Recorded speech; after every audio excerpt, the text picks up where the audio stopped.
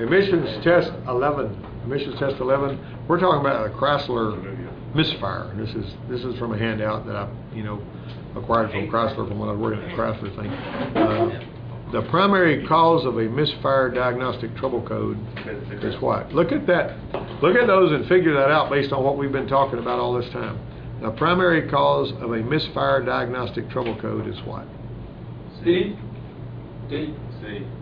Or D. What is it now? Is it D or B? Significant cylinder-to-cylinder fluctuation in crankshaft speed. What do we do when we do a power balance test? We're going to kill the cylinders one at a time and see which one doesn't make any difference. Is that right? Yeah. That's the same thing the engine controller is doing, more or less. Number 2, true or false. There are 2 possible mill-related symptoms of a misfire DTC. 1, the mill is illuminated, or 2, the mill is flashing. True or false? True. It's either going to be, if it's mill-related, see, it's actually going to be true. I never had mine flash. Well, if it's got a dead misfire, it'll blink at you. Oh, never had this. Which of the following are prerequisites for activating the misfire monitor? Now, these are really cool little answers here. Do you like these answers here? Yes. The adaptive numerator must be learned. Monitor enabling conditions must be met. The vehicle must have more than 15% fuel level. D. All of the above. Did you know that? It won't set a misfire if you run it below 15% fuel level. Hey, maybe that's why yours would never flash the light. Because you're running it too low on gas all the time, right? Well, yeah. I remember whenever my dad, when I got that 65 Galaxy from my dad, he says, 2 things I want to tell you to start with, because I had other cars before that. He said, this car's got seat belts in them and you need to wear them. And secondly, when that gas gauge reads empty, that's what it means. Because I was pretty bad to run it real low on gas all the time, in them days anyway. All right, so that's number 4. Now, number 4, to determine the root cause of a misfire, what diagnostic information should be accessed from the DRB3 scan tool? Now, that is a pretty good little... Oh, Miss Reggie, you skipping around like crazy. What did I do? Did I don't miss... know, what did you do? 1, 5? Oh, well, no. Wait a minute, 4 and 5? Yeah, which one are you on? Which of the following does not describe... Yeah, you're right. I messed up on that. Which of the following does not describe the 2 different types of misfires monitored by the PCM? Usually I do that whenever I detect there's a conversation going on the other end of the room.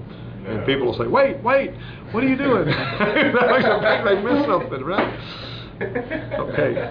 Okay, number 4 is D. That is 2 good trips, type A, and 3 good trips, type B. See, that does not describe the 2 different sides, of misfire. Okay. But see, think about this. What does describe the 2 different types of misfires is catalyst damage, that is type A, and FTP type B. And then FTP mean? Fuel tank pressure. I don't know. What does FTP mean? Somebody tell me. Anybody got any idea? Huh? A Federal Transfer Protocol? What is that? No. Somebody can pick that up, can't you? Yeah. All right. Fuel tank pressure. 200 engine revolutions, or 1,000 engine revolutions. See, a type B misfire is so many misfires within 1,000 revolutions. A type A misfire is so many within 200. So if it's only got 200 revolutions and it's misfiring within that little window, that's a type A, because that's a lot of misfire. Yeah. All right, if it's got just one every now and then, like poo, every 1,000 or so, that's a type B. High rate or low rate. High rate misfire means they're happening like a machine gun. Low rate means that every now and then it's skipping. So just keep that in mind. Adaptive numerator, this is a Chrysler term, by the way. Adaptive numerator is not, I think General Motors calls this crankshaft learn or something like that. So it's C then. What is it? Number 5. I've talked about this before. And which one is that? C. Number 5. That's D, actually. It measures variance between actual and ideal crankshaft data. We actually had to talk about that a couple of weeks ago in here. About how it does that when you're letting off the gas and there's no reason why the crankshaft should be picking up speed or losing speed on a normal engine. It actually looks at that, takes a snapshot of that, and it's continuously comparing that to what it sees when you're under a load. When you're under a load, if it's not skipping, it's going to look like it did when you were letting off. If it's skipping, you're going to see some of the little humps that are farther apart because it's slowing down at one cylinder fire. To determine the root cause of a misfire, what diagnostic information should be accessed from the scan tool? You should get what? Number all screen displays for misfire. Have you noticed how even on our scan tools we got out here, some of them, they'll have you a screen that you pick that's like misfire. They'll have engine data 1, engine data 2. They'll have misfire, oxygen sensors. If you're focusing on a particular kind of a problem, you're going to see that. Now you guys understand that I'm going to line up several cars out here that you've got to figure out what's wrong with them within a certain amount of time on the day we do finals for engine performance. You said 25 minutes per car? Yeah, usually I get 20 minutes per car, and what you do is you start working on it, and you don't necessarily have to get it fixed, but when I walk over there, if I don't think you've got far enough, you get a crappy score. If you're heading in the wrong direction with your diagnosis, you get a crappy score. See, everybody steps back away from their car, and I walk over there and I say, what are you thinking about? Where are you headed with this diagnosis? And if the problem is over here and you're headed that way and there's no rhyme or reason I can come up with, or you can tell me why you're headed over there, and that's why you just, basically your starboard engine's on fire and you're going down. That's a crash and burn situation, yeah. But then So that typically has worked pretty good in the past when I do that. However, when it doesn't work well is when enough people haven't done the worksheets that nobody knows how to troubleshoot anything, and then everybody just fails the exam. You know, what can I do? You know? I can't scale the grades, you know, because either you know how to do it or you don't. If you had done all the worksheets, you would be honed sharp, and you'd be able to go push, pull, snap, click. That's a problem, and you're done, and all that. But if you're sitting there fumbling around saying, "Well, I'll worry about that when the time gets here," that doesn't work, does it? You're just gonna fail. Yeah. Well, think about this. Sean did this military stuff and went over and got shot at for a couple of years in Iraq. Okay, so you never did the necessary training. You know, my dad said whenever he was in Korea, a lot of the guys that came from some of the National Guard units around the country that didn't take their training seriously wouldn't last very long in combat. I mean, they just wouldn't. And whether you like it or not, when you go out there, you know, they may start you out doing oil changes and brakes jobs and all that kind of stuff. You know, George went over to the Chevrolet place. They wanted him to do car detailing. Yeah, You know. employee of the month. And he can do all kinds of stuff. Did he really? Yeah. And I told him, well, I told the service manager, I said, George knows front end angles. He can do alignments. He can turn rotors. George can do electrical stuff. He can read schematics. There's all kinds of stuff George can do. Well, see, he just couldn't believe this little Mexican boy could do anything except wash cars. And me telling him he can do all kinds of stuff. You just need to let him show you what he can do. And all he ever the most complicated thing he ever let George do was balance tires. What? Yeah, and George says, well, he kind of wants me to stay up here and go to school too. And I said, you need to leave that place. I said, just walk away from there. We'll get you a job somewhere else where they'll let you do what you're capable of. Because, I mean, I really sort of, well, that service manager's been there a long time, and I know how he thinks, and I don't like the way that he handles He's people. racist. He thinks because he's a little Mexican. I don't know. But anyway, it's not just that. I had another guy that left out here that went up there, and that guy was doing transmissions when nobody else wanted to fool with him. He was rebuilding transmissions every day. And he was turning a lot of hours, but they were paying him salary.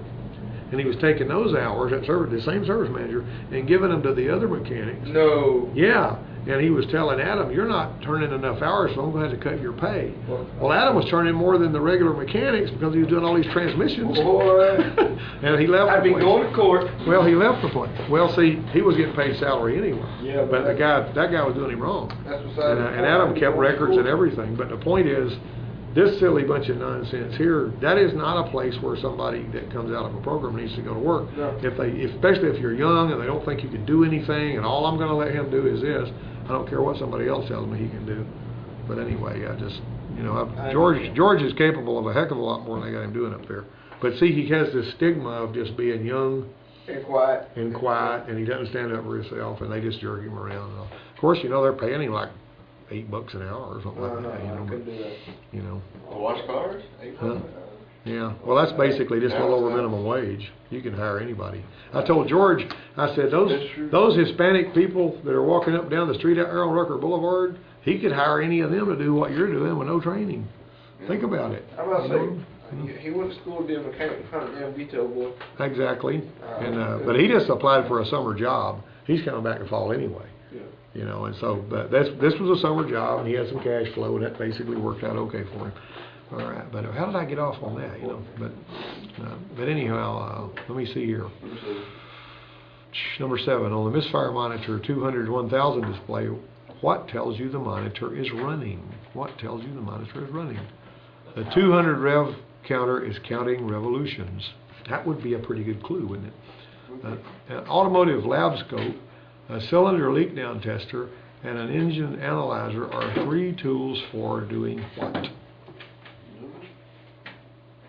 What do they do? Number 8. Diagnosing the root cause of a misfire DTC. Listen, fellas, when you fix anything, if you don't find out what the root cause of it or figure it out, yeah. Okay, let me ask something. I got a car. It's 1990. It's pull-on plug.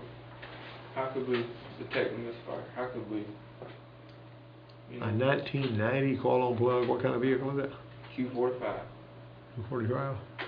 Well, there actually is a way on most of them that you can actually. Now, are these coil-on plugs? Do they have a little internal circuitry that's triggered by the engine controller to fire the coil, or does the engine controller fire the coil? It's got How many wires go into those coil-on plugs? 3. Got 3 wires. So that one It's there. got an igniter on the side of it. On the side of the coil, or? No, it's got like one big igniter for each side. It's got 4 on this igniter and 4 on this igniter. Yeah. So that igniter, if you look at how it's wired up, if you can get in there and measure the primary with your scope, because you can measure the primary and get a pattern just like you can a secondary. Can you really? Yeah, and it's going to have a similar pattern, but the voltage is lower, like 400 volts instead of 15,000 or whatever. And you can typically tell if you're measuring all of those. If you can get a parade of those, or even measure them one at a time with your scope, you should be able to determine. Where do I put them though? Yeah. You're going to have to hook it into the one. You don't hook the scope into the wire that's triggering the coil to fire, or well, actually into the primary side of the thing. You know, your primary, and I'd have to see how that one was wired. Your primary winding is actually got B plus going in one side, and it's triggered usually on the B minus side. Right. And whenever you hook into this wire with your scope, that's when you're going to get that pattern. So what's the middle wire for then? The middle wire, I don't know. That's what I said. I'd see how that one's wired up, unless it's a sensing wire. Okay, look, it's got. That may be a compression sense deal or something. I don't know, but on the top, on the plug, it's got E plus and minus. Yeah. E plus and minus. Yes, sir. The plus and the minus, I'd go to the minus and see if I can get a pattern. You're not going to damage anything hooking a scope up to it. Right. I mean, You know what I'm saying? So if you hook the scope up to the minus and you get a pattern that looks kind of like an oscilloscope firing pattern, then you can compare one to the other. Now that's only going to do part of it, but at the same time, can you get to the injectors? Kind of, sort of, yeah. Are they hard? Yeah, you're going to have to figure out a way to kill the cylinders one at a time. Is it dead misfire or intermittent? I mean, when I first started it up in the Q45, Yeah. it had a misfire, but every one of the spark plug holes was full of oil. Yeah. Well, you're going to see that if the valve cover. So with the oil will cause a misfire, right? I wouldn't. Yeah. Well, not usually, but it can. I mean, I don't like it. I mean, when I mean full of oil, I mean just completely full. That's possible. Yeah. I mean, but most of the time that oil is not conductive enough unless it's got, contaminants in it. But anyway. Sorry, I got off on that, but I know we were just on talking about this. Yeah, that's all right. But anyway, but I'm trying to visualize the system you're talking about, and was not able to do that successfully at that point. But let's see, where are we at? Number 8, an automotive lab scope, cylinder leak down tester, and an engine analyzer are all tools for A, diagnosing the root cause of misfire DTC. To verify the repair of a misfire DTC, use version 5A in the VER 5A. That's actually verify 5A in the appropriate diagnostic manuals. That's true. Finally, the root cause of a misfire diagnostic trouble code can be what? All of the above. Anything that causes a significant change in crankshaft speed from cylinder to cylinder, real spark, fuel, or combustion problems, or anything that causes irregular engine load, such as AC, compressor problems, serpentine belt, or that is irregular, or poor contact with the police. So any of that stuff, it can cause it to, engine to run rough, can make that happen. Anyway, back to what we were talking about now, we're done with that.